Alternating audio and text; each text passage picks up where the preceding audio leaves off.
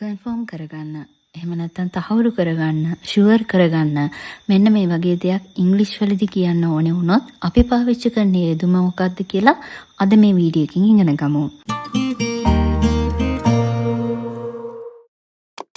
make sure තහවුරු කරගන්න කියන යෙදුම තමයි මේකෙන් ඉස්මතු වෙන්නේ.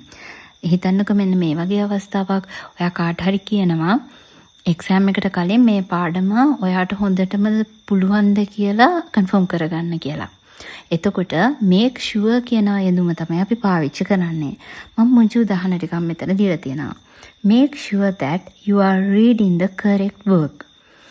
ඔයා කියවන්නේ හරිම පොතද කියලා ෂුවර් කරගන්න. එහෙම නැත්නම් ඔයා කියවන්නේ හරිම පොතද කියලා බලාගන්න.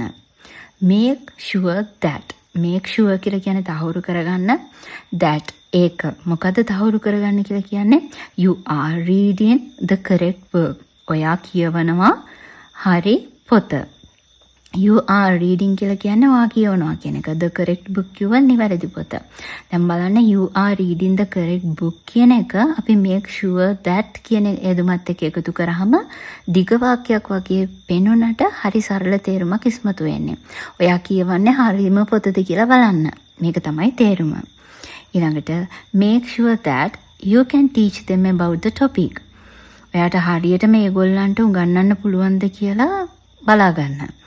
හිතන්න ඔයා කාට හරි ටියුෂන් ක්ලාස් එකක් කරන්න යනවා. එතකොට කවුරු හරි කියනවා අද මේ ටොපික් එක ඔයාට හොඳටම ඒ ළමයින්ට උගන්වන්න පුළුවන්ද කියලා බලා ගන්න මුලින් කියලා කියනවා.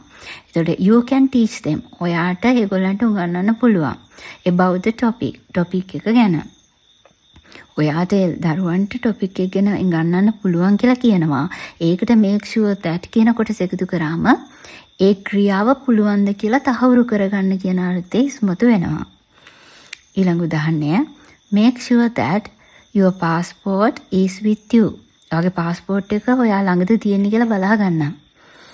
ඔයා රට යන්න උත්සාහ කරද්දී අන්න එයාපෝට් එකේදී කවුරු හරි කියනවා ඔයාගේ passport එක ඔයා ගාව තියෙන කියලා පොඩ්ඩක් බලන්නකෝ, ආපහු චෙක් කරගන්නකෝ, කන්ෆර්ම් කරගන්නකෝ කියලා කියනවා. එතකොට make sure that ඒක තහවුරු කරගන්න. මොකද තහවුරු කරගන්න ඕනේ? your passport is with you. passport එක ඔයා ගාව කියලා. දැන් බලන්න make sure කියන යෙදුම පාවිච්චි කරලා අපිට පුළුවන් ගොඩක් ලස්සන හැබැයි සරල තේරුමක් තියෙන වාක්‍ය නිර්මාණය කරන්න. දිග වාක්‍ය කියලා හිතුවත් මේ පුංචි වාක්‍ය වලින් ලොකු අර්ථයක් ඉස්මතු වෙනවා. ඉතින් ඉංග්‍රීසි ඉගෙන ගන්නවා කියලා කියන්නේ මේ වගේ පුංචි ග්‍රැමර් කොටසුත් ඉක්මනට අල්ල ගන්නවා කියන එක. හැමදාම active voice, passive voice මෙන්න මේ වගේ conjunction මෙන්න මේ වගේ ටිකක් කර කර ඉඳලා හරියන්නේ නැහැ. මේ වගේ පුංචි ග්‍රැමර් කොටසුත් ඉගෙන ගත්තොත් තමයි අපිට හරියට හරි අවස්ථාවේදී ඉංග්‍රීසි යෙදුම් පාවිච්චි කරලා කතා කරන්න පුළුවන් වෙන්නේ.